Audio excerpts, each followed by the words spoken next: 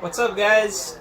I'm working on a little project tonight that I wanted to bring you guys along with. Just listening here on HF late at night. It's about 10:15, and I finally solved an issue that I've been having for quite some time. I think I've mentioned it on past videos, but I'll explain briefly my setup. And if any of you have any more specific questions about this issue, or you're trying to have a setup like this yourself, just leave a comment down below and get in touch with me, and I'd be happy to share more specifics about this. So what I'm trying to do, and I've always had this idea, I guess for the last year. It's a year since I got my license, and probably 14 or 15 months since I first got interested in ham radio. So I've had this idea for quite some time. What I wanted to do is have my single microphone, and I guess I'll turn that down too. Have my single microphone, but have multiple radios that I can use the same microphone for. So that way you'll see some guys' desks. I saw a friend of mine's desk this last week, and he's got probably 10 plus radios and equally as many microphones. So there's microphones all over the place and cords coiled up and just a huge mess.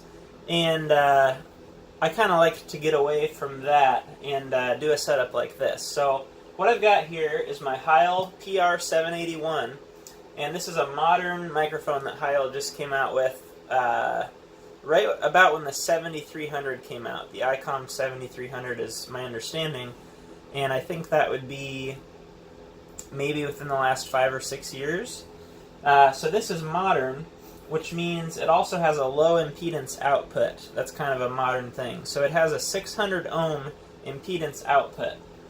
Then I've got up here my TYT 9800 dual band radio, and that does, I think that's a 2000 ohm microphone input. And it's typically got, here's the microphone that I typically use for that. This is what came with it, just a handheld, modular, like phone plug looking microphone. And that's great, but Heil does make an adapter that allows you to, actually it's a pair of adapters. You have an adapter to get from your typically 4-pin XLR microphone to an 8-pin round, they call it an 8-pin Foster, and then go from that to your 6-pin modular. And so I've got all of that. The problem is this microphone, which was kind of my favorite microphone, or one of my top two, but in either case, they were both 3-pin XLR. So what that looks like is, here's an XLR connector, something like that, where you've got 3 pins, just like your standard, what am I trying to say? Musical or recording or I can't think of the word, but aside from amateur radio, this is more on the audio musical performance side of things. This is a 3-pin XLR. What the 4th pin is for your push-to-talk on a microphone. So Heil has microphones that have a button on them that is to activate your push-to-talk, and that's that 4th pin. So what I was thinking is, if you have a foot switch, which any of their adapter cables do, you have this splitter where there's an input for a foot switch, why then do they go to 4-pin XLR? Because you're eliminating that 4th pin with this Y cable anyway. And I think the reasoning is that majority of the microphones that they sell are that 4-pin amateur radio style microphone. So what I did to get around that is I made a 3-pin to 4-pin XLR adapter, and that allowed me to get from this 3-pin to my 4-pin, which both my Kenwood radio here and my sorry, I keep looking at my reflection. The Kenwood radio here uses that 4-pin, as well as the TYT 9800. So, moving along, what I have back here out of view is a XLR splitter. So it has 1 input and 3 outputs. They're all 3-pin XLR. And so my thinking there is that I went in with my microphone, then I have one output that goes to this radio, one output that goes to this radio, and then a third output that actually goes straight to my mixer, and that serves two purposes. And I explained this maybe a little bit on my ham casting episode quite a while back, before I had any of this in place. But the reason it goes to my mixer is, one, so that when I'm listening to real quiet stations or just want to have my headphones on, these are noise isolating headphones, and it's kind of like almost plugging your ears and then talking as if you were having a conversation. And it's a really strange, you can try that, but I'm sure you know what I'm talking about. It's a really strange thing where you can hear yourself, but it's not really hearing what's going out through the microphone. So by running it to my mixer and then listening to the headphones from my mixer headphone output, I have a monitor right here in the shack. So I'm listening to myself, and that eliminated that problem. So that's really nice. But also it serves another purpose, and that's that I do occasional podcasting, and I also use this microphone for podcasting.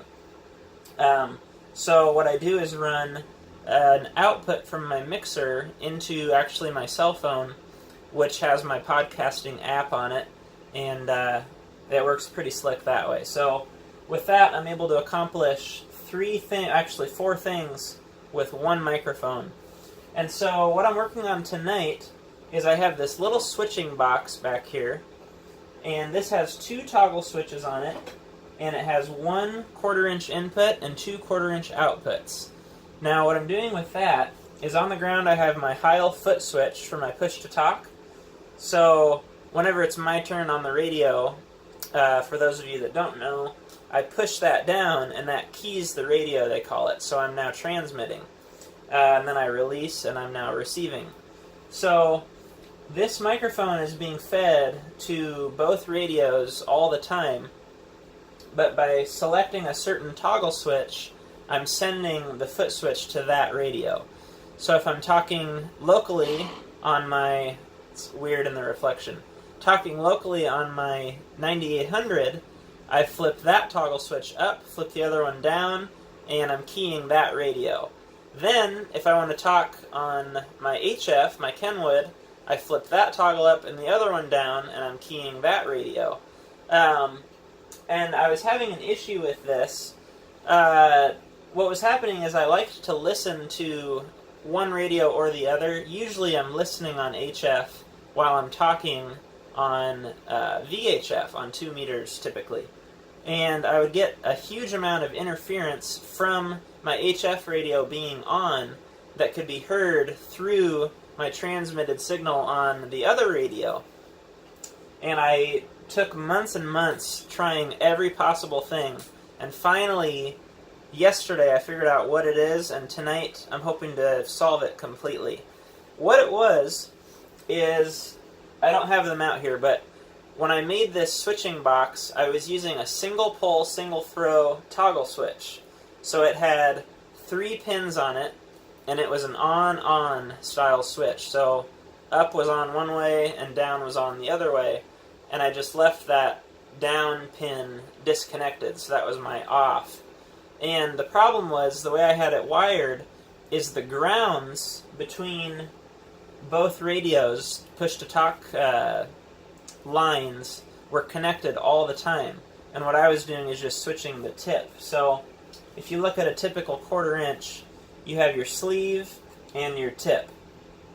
And the sleeve is the ground, the tip is the conductor or the hot lead.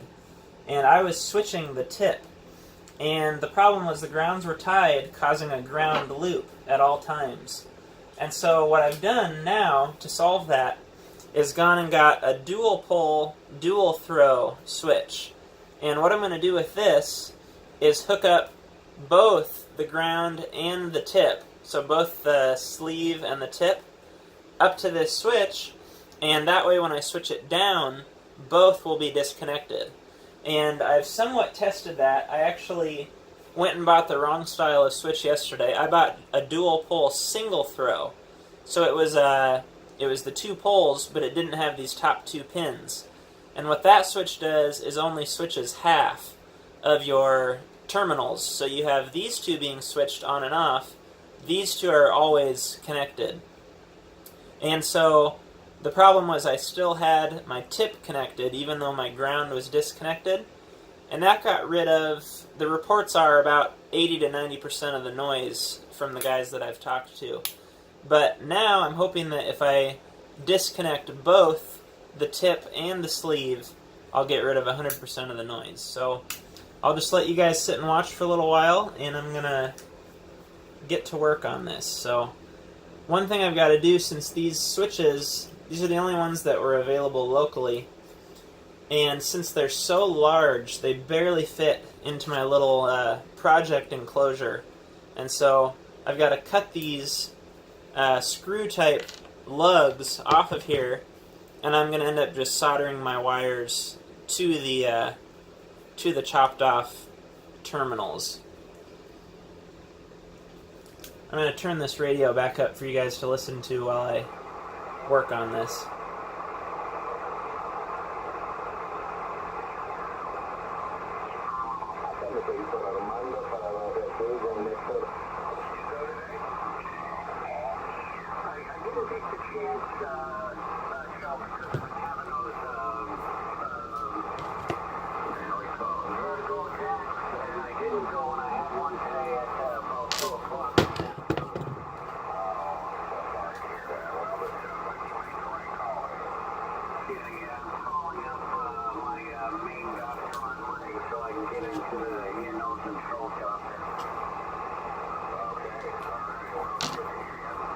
Something like that.